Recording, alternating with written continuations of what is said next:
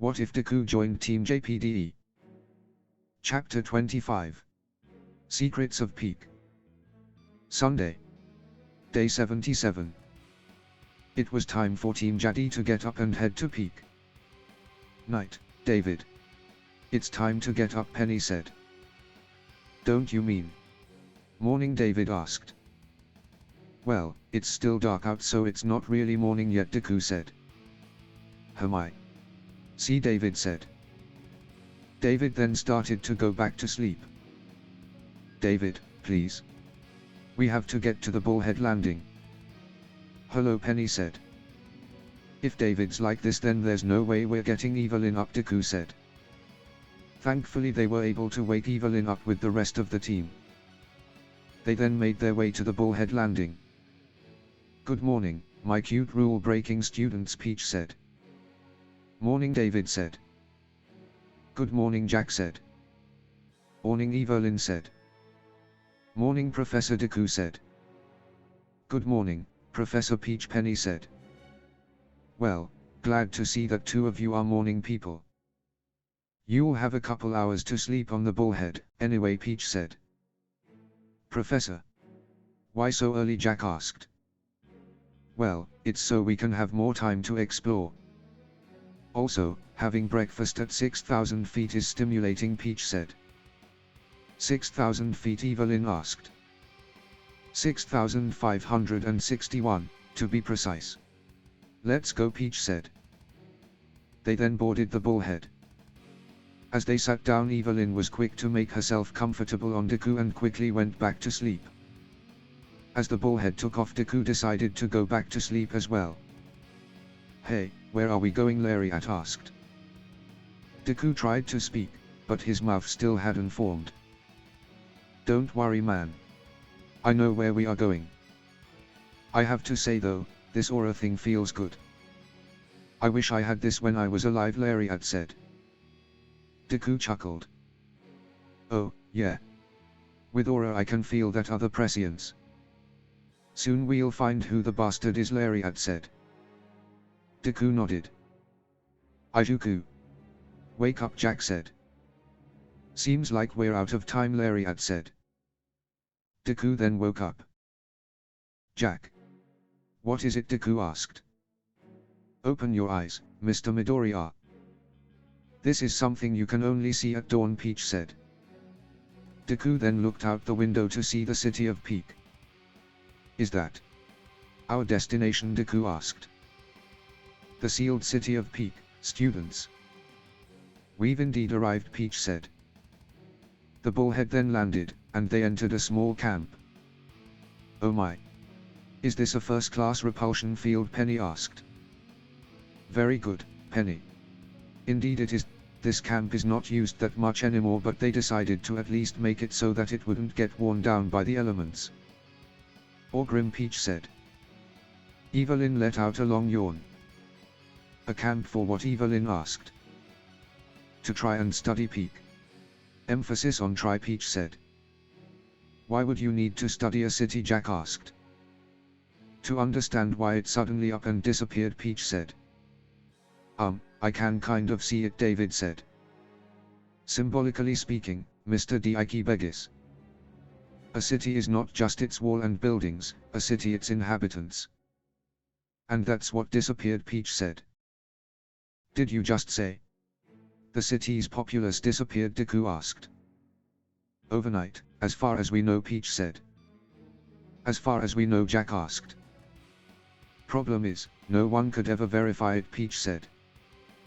Professor Peach, could you please start from the beginning, Penny asked. Gladly. Still haven't told you how this all ties in with your lighter, either. Peak was a marvel.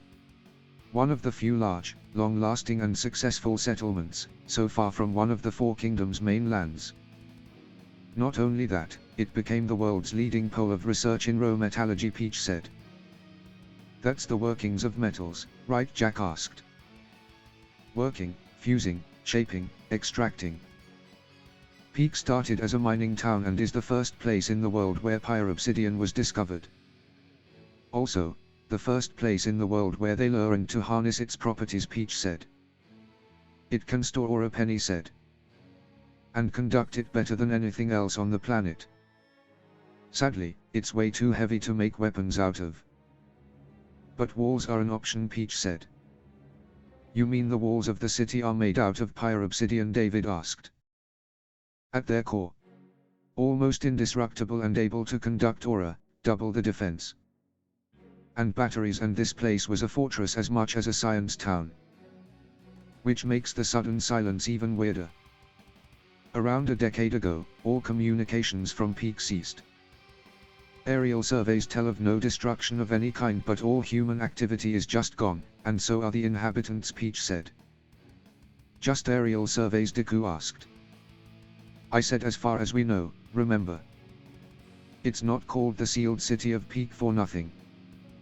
No one can get in and nothing ever came out. Indestructible walls, and don't get me started on the gate, it's a blacksmith's wet dream. Problem is, it's locked and every security system the city had in place is operative. You can't open it, you can't deny it, you can't disassemble it. No one has ever managed to get in, and in the end, they stopped trying, Peach said. Question. Did they remember they can fly? Because there's not top, Evelyn said. I suspect that the city has a repulsor field of its own. But that only keeps out things without aura, Penny said. Indeed. Any tries to just climb the walls were met with failure for another reason, Peach said. And that was? David asked. Nothing life-threatening or with long-term consequences, Peach said. Well, that ain't ominous at all, Evelyn said. Thing is, anyone who's ever tried to enter the city has been hit with dizziness and torpor and fell into a heap soon after, Peach said. Alright, so. Why exactly are we here, then? Deku asked. To find a way inside, of course, Peach said. So let me get this straight. You brought us here to try and crack a mystery that people in higher number and with greater resources and experience than us all failed to even chip at, Jack asked. More or less. But considering this is also your only lead to the mysteries of your lighter, do you have a choice? Peach asked. I guess we don't, Jack said. Go figure. What do we do first? Deku said. Deku's stomach then grumbled, causing the others to laugh. What about breakfast, partner? Jack said. Please, Deku said. They then went back to the camp and had breakfast. A bit cold, but it kept its flavor, Peach said. And they even made it fresh at that ungodly hour. Professor Power, Evelyn said. Maybe next time we could cook something ourselves, Penny said. Well, if Professor Peach allows it, Jack said. Oh, absolutely. I'm personally terrible at making anything appetizing, so I welcome the chance to try some homemade cooking, Peach said. Wasn't this supposed to be our punishment? It's like we're planning a camping trip, David said. Oh, believe me, Peak will punish you enough, Peach said. Speaking of which, barring any other interruptions. Where should we start? Deku asked. Home. Well, examining the gate and the walls, I guess.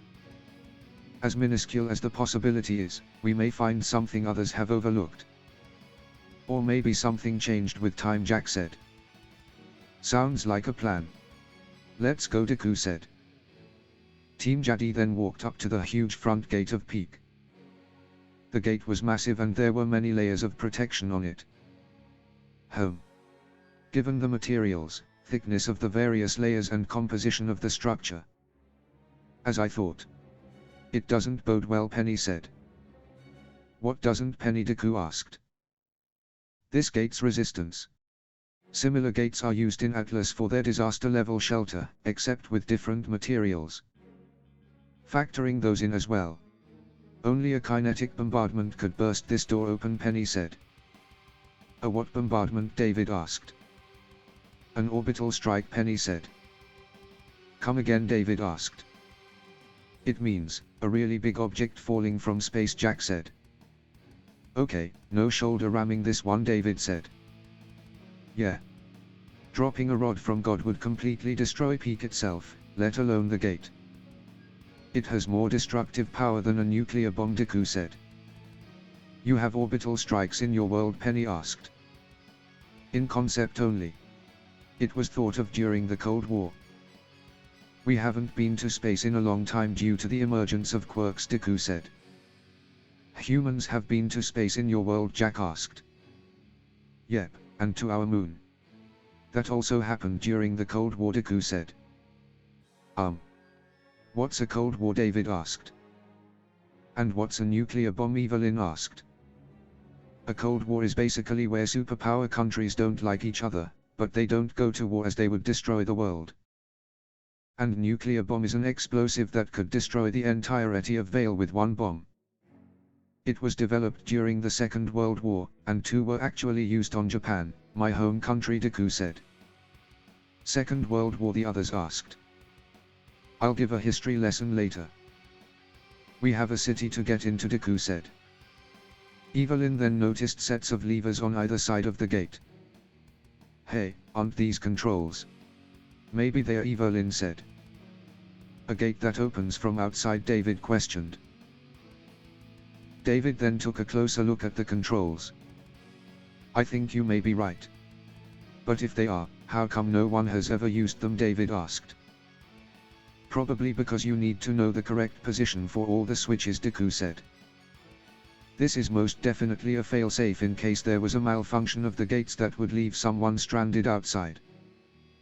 But considering the amount of possible combinations, Penny said. It'd take years to try them all, David said. Give or take a century, Penny said. Moo. And here I thought I had made a breakthrough, Evelyn said. They then went left of the gate and followed the wall. On the top of the wall there were some weirdly shaped battlements. It's just a frame with openings big enough for an entire person to walk through. Are those made of pyro-obsidian as well? Deku asked. Yes. They are probably designed so that aura gets projected between the frame's bones, Penny said. Aura. That makes me wonder, by the way. How would you even power all of this up? Deku asked. With someone's aura, Penny said. But if the entire structure is connected, how much aura would you need to cover everything? And to keep it replenished during an assault as it's continuously chipped away at? Deku asked. An impressive amount. The best theory I can come up with is that they had a group of aura users always on standby. But that sounds terribly inefficient, Penny said. David had noticed that the walls looked more vulnerable than the front gate. If push comes to shove, I think we'd have an easier time breaking through the walls than the gate, David said. That's not really necessary though, is it? The walls are not high enough that we can't clear them with a jump. The problem is staying up after entering the city, Jack said. The dizziness cause or whatever it is Professor Peach spoke of, David said. Yeah. I wonder if that's another of the city's security systems, Jack said. If it is, it's a system specifically crafted against humans, isn't it? David said. Yeah. Also, if it covers the entire city, how do they keep it from affecting the inhabitants? Jack asked. Weird, David said. They then continued to see a large thick forest. Christ, this forest's thick. You wouldn't be able to see anything in it for miles unless it was literally knocking trees out of the way, Deku said. Hey, reminds me of our heart-thumping encounter of the grim kind in the Emerald Forest, Evelyn said. Which one? Because I can count a few, Deku said. Well, Harold isn't really a grim, so I don't think he counts, Evelyn said. But there's still the time he got the both of us while we were fighting that group of Boelves, Deku said. No trees knocked down that time, though, Evelyn said. True. Anyway, I wonder how they handle surveillance, in peak, Deku said. Well, think about it like this. They had enough defenses and space between wall and forest to be able to handle smaller parties easily. And larger ones would be seen even before entering the forest, Evelyn said. We are pretty high up, after all, Deku said. Team Jadi then went to the right of the gate. Deku had noticed that there was a translucent area where the walls met the ground. Do you see this? Deku asked. Yup. That's what happens when two forces fields intersect. Both the camp and the city are protected by a separate repulsor field, right? I guess this is where the two things intersect, and that's why you see that translucent effect near the ground, Jack said. I see. Hold on. How are these things powered up? Deku asked. Usually with dust. Why? Jack asked. Because the force field encompasses the whole city and it has been up for a decade. How is it still running? Deku asked. Huh, good point. I mean, this was a mining town, so they could theoretically have stocked up on enough dust for that to be feasible. But how has the force projector been restocked over the years? Jack asked. They then continued along the wall to a tower that most likely contained anti-air armaments. The more I look at it, the more I can't help but think this is a military base instead of a mining town, David said. Well, considering its location, one should expect Peak to have a more military look. Either, you have a lot of aura users, Deku said, or fortifications out the wazoo. I honestly would put them up even if I had a contingent of hunters, to be fair. I mean, if you have the resources and possibility, why not? If you are starting a new settlement in the middle of grim country, not having external walls seems like a pretty big design flaw, David said. I agree. But the Kingdom of Vale probably doesn't, Penny said. Huh. What do you mean? Deku asked. Their last attempt at expanding didn't prove successful for a number of reasons. Among those, the lack of fortifications, Penny said. I see, David said. Deku could see that from the battlement you could go inside the gates building. Maybe opening it from the inside could be simpler than from the outside, Deku said. Maybe, Jack said. Why open it at all if we manage to get up over and inside? Evelyn said. Not everyone who could be coming here is an aura user. They didn't make this easy to climb, David said. David approached the wall and stretched a hand towards the material. The wall was completely smooth, there was nothing to grab onto. Even the decorative lines are completely smooth. Davod then felt something coming from the wall. What? David said. Partner. What's wrong? Deku asked. Aura, David said. Aura, Jack asked. There's aura running through these walls, David said. What? Are you pulling my leg? I can't feel anything, Evelyn asked. I swear. Try touching the wall directly, David said. The others then touched the wall. Can't feel anything, partner, Jack said. Me either, Evelyn said. I can't tell if I'm feeling my own or not. It all feels like a jumbled mess, Deku said. I can, but it's so weak, like a whisper in the distance, Penny said. A whisper? David asked. Moo. Why can you and Penny feel it and I can't? Evelyn said. Beats me. But I swear it's there, David said. I guess you're more sensitive to aura than we are, maybe, Jack said. Partner, David asked. It's just an idea, but well, we can talk about it after we're finished. Let's continue exploring. This is something really big. Aura means there's something alive in the city, Jack said. True, David said. The team had now circled as much of the city walls as they could, and now they had gathered in front of the gate. All right, guys. Gather up. So, the front door is sealed. Opening it the normal way from the outside could take us years, Jack said. Well, I could use my semblance. Go back to the last time it was used, Evelyn said. Thought of that, but considering it was around 10 years ago, you'd need more aura than you actually possess, Jack said. Well, with my semblance we could share our aura with her, and Ijuku might be able to supply her with enough aura. Would that be enough? David asked. I think it would, but then the problem becomes the strain it had put on Evelyn. So let's keep that as a last resort if we can't open it from the inside. All right, Jack said. Huff. Let me show off, every once in a wait, the inside, Evelyn asked. The inside, Jack said. But what about the DITS spell? Penny asked. Hey. I like that, Evelyn said. I tested a number of alternative nomenclatures as we walked, Penny said. Well. I think I know what it is, Jack said. What? How? Deku asked. Thanks to David's little discovery. Think about it, it can't be gas because the city is in the open. And it wouldn't be that precise, anyway, while the effect is pricey restricted to the city limits. Considering that those same limits are also defined by the walls and that you felt aura. I think this is a semblance, Jack said. You're kidding, right? Evelyn asked. I know, the implications are ridiculous, but let's say we believe this theory for a second. If it's a semblance, how do we get past it? Jack asked. If it's a semblance, and its range is extended by the pyro-obsidian in the walls. Goodness, it affects our aura directly, doesn't it? Penny asked. The effect is just putting people to sleep, but it's inescapable. I don't know whether to call it weak or strong, David said. It's a very strong ability. Putting your enemies to sleep is one of the strongest abilities someone could have, Deku said. Quite.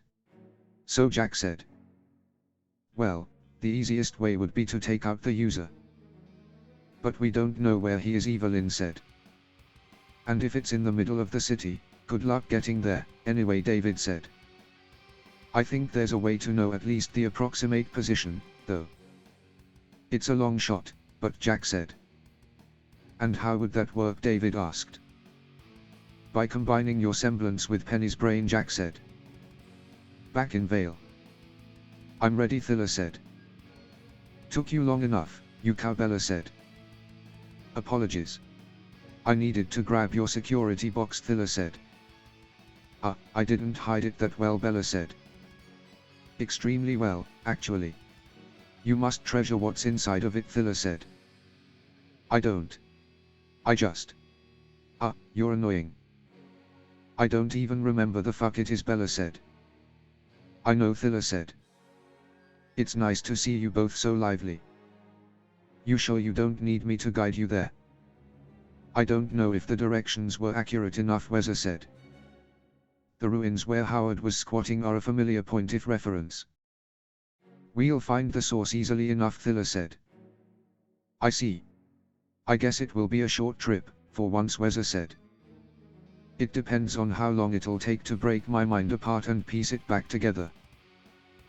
I feel like puking just at the thought, Bella said. Please don't. Howard just finished cleaning, Weza said. Did not. But it'd definitely make this cohabitation even more of a stink, Howard said. Let's go, Bella, Thilla said. Yeah, Bella said.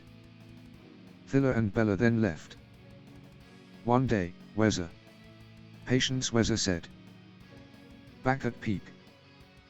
Talk about a shot in the dark. Are you sure this will work? David asked. I honestly have no idea, partner, David said. The theory is sound, though. If whoever's creating the DITS spell is using the pyro-obsidian structure to spread their aura, they must be in contact with it, Penny said. And if I can share my aura with it through the structure, I should be able to follow it to its location, David said. Your semblance allows us to share our aura not only with you but also between ourselves. If we can also partake of the sensing side effect, Jack said. That makes sense, but I don't really sense the exact location, it's just a general feeling, David said. I'll turn that feeling into numbers and vector. Leave it to me, Penny said. Well, as long as it's in range, I guess this could work, David said. Yeah. Now show us, Evelyn said. Show you what? David asked. What do you think? You told us you tried your inspiration on Pyrrha. So, what did you get? Evelyn asked. I am also curious to see what Pyrrha's inspiration has to offer, Deku said. Oh, that. Actually, this could spare us the effort of climbing 1 second, I'm still not used to doing it on command, David said.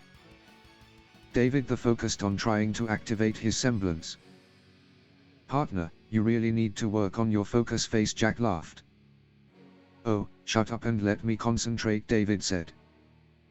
David's right eye then went a lighter shade of green, with a small flame around it. I don't know which shade of green looks better on you, Evelyn said. Oh, so my eye is green like Pyrrha's, right now. I haven't done this in front of a mirror yet, so I wouldn't know. Alright. Let's do this, Penny, David said. Ha, Penny said as David grabbed her hand. Easy there with the hand holding, you perv, Evelyn said. Sorry. It's just that my semblance and Pyrrha's inspiration, David said. I don't mind. I was just surprised, that's all, Penny said. I see. Damn, Pyrrha's confidence is overwhelming, David said. Pyrrha's confidence. Are we talking about the same girl I had to wrestle to make her let her hair down, Evelyn asked. I admit she may stumble and fall a lot when it comes to love. But aura, fight, even being social. Pyrrha just exudes confidence. It had not blind confidence, it comes from the knowledge of what she's capable of. It's what draws people to her, what makes you want to stand by her side and glad to be her friend, David said. Well. Your second stage is impressive in more than one way, David Deku said. It's violation of privacy, in a way, but I can't help it, David said. Alright. On to it then, Jack said. Roger, David said. David and Penny then began to move up the walls of Peak. And now he's flying. Not very gracefully, but Jack said. Now that makes two of us that can pseudo-fly. Hacks. I call hacks, Evelyn said. It's not as easy as I make it look, David said. You'll get used to it.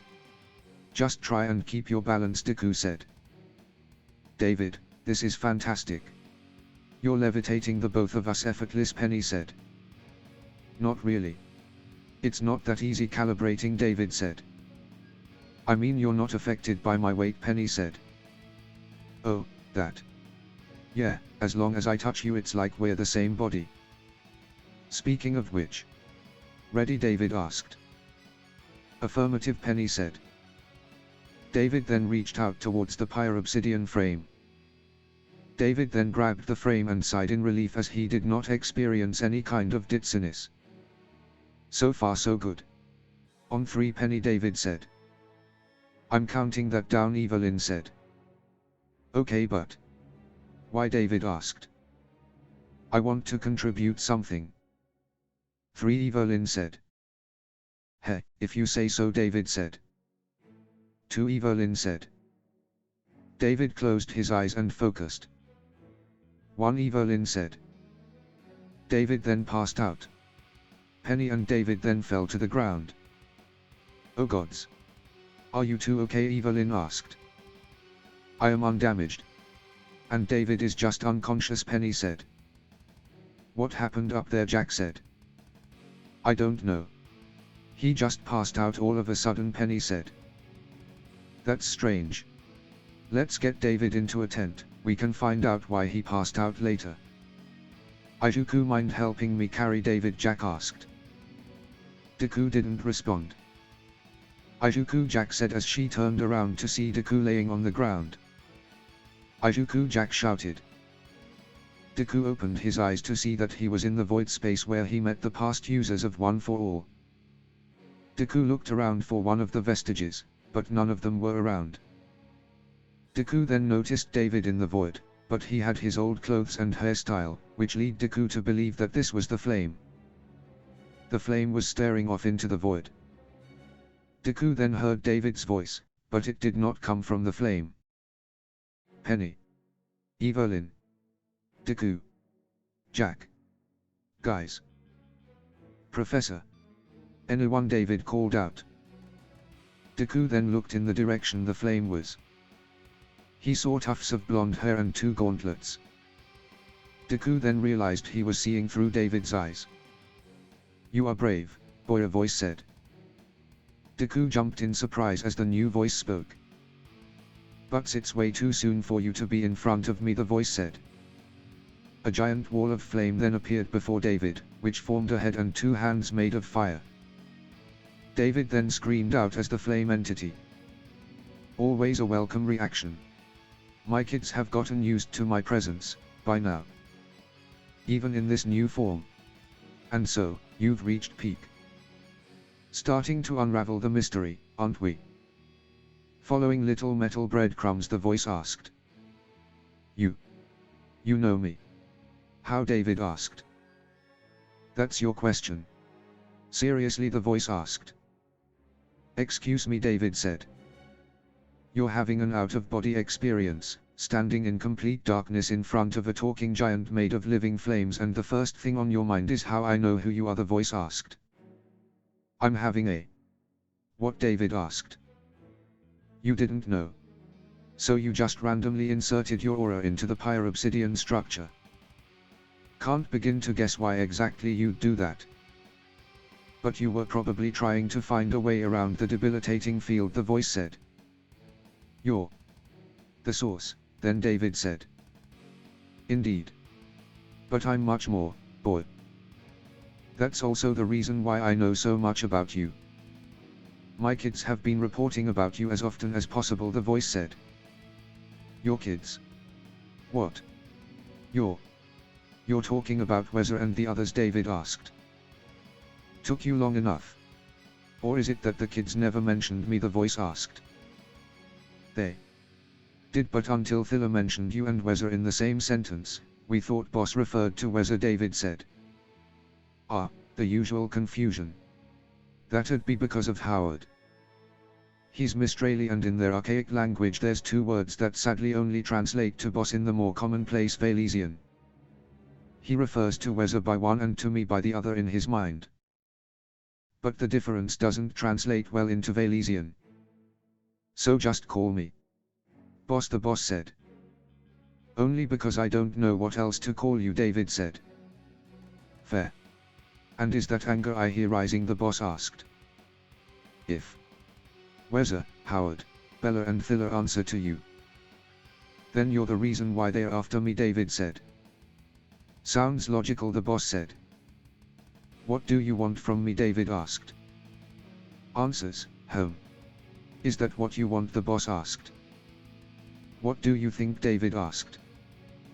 Well, in light of this unforeseen but undoubtedly entertaining meeting, I'm feeling inclined to answer 3 of your questions, before I send you back, the boss said. Just 3, David said. Indeed. So choose carefully, boy, the boss said. David then thought of 3 questions to ask the boss. At first I thought it was just the flame in my body. But that's not it, is it, David asked. The flame. How much do you know about it, the boss asked. Next to nothing. Howard wasn't exactly talkative, and the flame itself doesn't share much either, David said.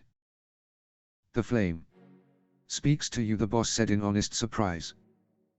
It's just as Howard said. There's definitely something of the Guardian in you, the boss said. The Guardian? What Guardian, David asked. That's not what you're asking right now, boy. To answer your original question, there's nothing I want from you at the moment. But I may, in the future, the boss said. Depending on, David asked. Only on your actions, the boss said. David then asked his second question. No one can get into the city, there's no human activity, and no one has heard anything from the population in years. What did you do, David asked. I just took advantage of an opportunity. The fools really took a liking to pre-obsidian and... well, that sealed their fate, the boss said. You didn't just put them to sleep, David said. I didn't. But don't worry, you're too far away for me to do the same to you, even if I wanted to, the boss said. How? What exactly did you do, David asked. That would be telling you too much. You can find out on your own if you reach the mines, though. But I'd advise against eating before going in. It's not for the weak of stomach. Afterwards, I put up the debilitating field and sealed the city to avoid interference. But now I no longer need it, really. So I'll give you a hand and make the field weaker, the boss said. Weaker? You mean people will no longer fall dormant? David asked. Now, let's not get crazy. But I will make it will only affect people with an active aura shield, the boss said. A hand. More like a damn gauntlet, David said. Now, what would life be without a challenge, boy, the boss said. David then asked his final question. You were right, earlier. The first question I should have asked is what the hell are you? David asked. That's something you will discover on your own the further you get inside the city. But I can give you a couple hints. Doesn't it sound weird to you that I refer to Weza, a fully grown adult, as a kid? The boss asked. A bit. But I guess that's because humans are all kids to you, aren't they? David asked. Very good. Yes, to me even your headmaster is a kid. Remnant itself is barely leaving its crib, the boss said. Which implies that Ozpin is older than he looks, David said. Oh, you don't know the half of it, the boss said. David had so many more questions to ask, but he had exhausted all 3 questions the boss gave him. Well, then.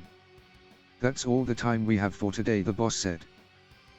You mean that's all the time you'll grant me? David said. Hey. Oh, I like you, boy. It'll be fun to meet you in person, the boss said. And when will that be? David asked. Once again, Dik Begis.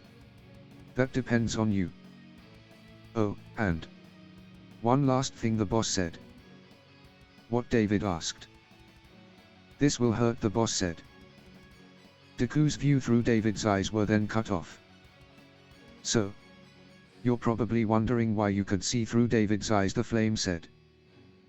Deku nodded. When David's body was created, a part of me, a fragment, broke off. And that fragment is the flame standing in front of you. I traveled far away, look for a suitable host I could live in. And that person was you, flame said. Deku's eyes went wide with shock. Not only at what the flame told him, but also the implications.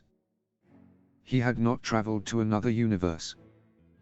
And when I entered your body, the process that created David started again, but since I was already in a body, it teleported you to Remnant. I'm sorry for the trouble I caused you, flame said. Deku looked down at the ground, but then he looked back at the flame, extending his hand out and smiling even though he had no mouth. You forgive me, flame asked. Deku nodded. You're far too kind for your own good. You better stop that or you'll die. Now I think I should go introduce myself to the others, flame said. Deku then woke up. No. The boss. Weza, Bella. I've met the one pulling the strings, David said. And man. He's quite a person. Is that the right term for him? Deku said. What? You met him too? How? David asked. You're not the only one with a fire inside, Deku said. David then told the others about the boss. So this is the thing that Thilla and Bella fear so much? Penny asked. Pyre Obsidian, Evelyn said. A being not of this world, with a connection to pre-Obsidian, is responsible for the disappearance of Peak's populace. Mr. Dik Begis, if it wasn't against school rules I would be kissing you, right now, Peach said. Sorry, we've reached our yearly allowance of interactions with crazy groupies. Try next semester, Evelyn said. A decade of silence and hitting walls and dead ends, and we reach a breakthrough in one day, Peach said. A breakthrough that we can't prove, Professor. I'm sure this story would get us laughed out of town, Jack said. We can't prove yet, you mean? We've got our target set for us, now, Peach said. The mines. Which are on the other side of the city. And I have a feeling we're not going to get there alive without Aura, David said. Penny smiled. Penny, no, David said. That's not what I was thinking of. But Jack's plan worked. I know how we can get inside the city and, eventually, the mines, Penny said. Oh. Well, that's great, David said. And it will have to wait until next weekend. We've had enough excitement for one day, students. It's time to go back, Peach said. My sentiments exactly, Professor Evelyn said. Right. I'm still not 100% sure David is unharmed from his experience, and I believe we're going to need everyone's strength, Penny said. You heard our tactician. Time to go back, Jack asked.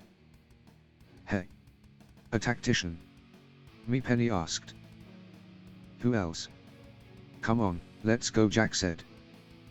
Hold on. Before we go. Deku, how did you know about the boss before I told you, David said. Ah. Well, you see, Deku said. I'll leave you 5 alone, Peach said. Thanks, Deku said. Peach then left the tent. After what she said, I can't imagine what she would do if she found out Izuku was a being from another universe, Jack said.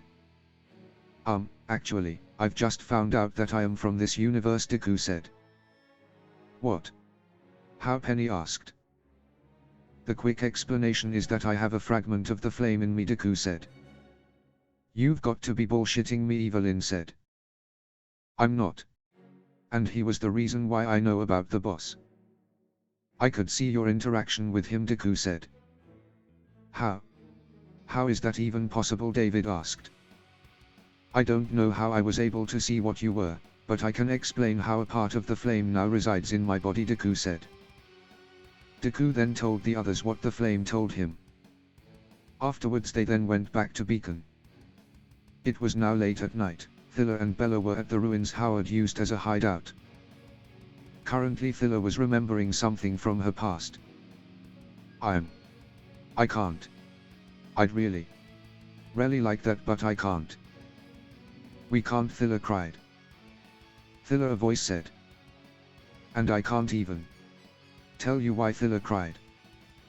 You're both very brave, the voice said. I don't want to be, Thilla cried. But you have to. For her, right, the voice asked. Yes, Thilla said. You know, I have 2 daughters back home. They're around your age, the voice said. Really, Thilla asked. Really, the voice said. What? What are they like, Thilla asked. Every time. I think of her every time we do this, Thilla thought. Hey, T. I'm back, Bella said. Glad to have you back, Bella, Thilla said. Thanks. You go, my clothes. These are ruined. As always, Bella said. Near the basin, behind those rocks, Thilla said. Thanks. I'll never get used to the smell of sweat and blood, Bella said. Bella then put on the fresh set of clothes. I was thinking of her, Thilla said. You always do when we do this, Bella said. Well, I was wondering. Do you, Thilla said. When I'm fractured, I don't even remember her face. But when I'm healing, towards the end. Yes, Bella said. It helps you be brave, Thilla said. Yes. It does. My box. I can't find it in the darkness, Bella said. I put it on the floor near the wall, your Thilla said. Bella hit the box with her foot. Ow, Bella said. On your right, Thilla said. Yeah, I found it, Bella said. Bella had now put on a white cloak with a golden rose broke. Still looks good on you, Thilla said. I still say you should be the one to keep it, Bella said. She gave it to you, Thilla said. You're more deserving of it, Bella said. Even if I was, she gave it to you. I'm going to respect her wishes first and your self-loathing second, Thilla said. What would I do without you, T, Bella asked. Probably write poetry. Or obey the boss blindly, Thilla said. Speaking of which, I've decided what we're going to do next, Bella said. You got an idea, Thilla asked. Something like that. Simply put, we do nothing, Bella said. Oh. I see, Thilla said. End of chapter 25.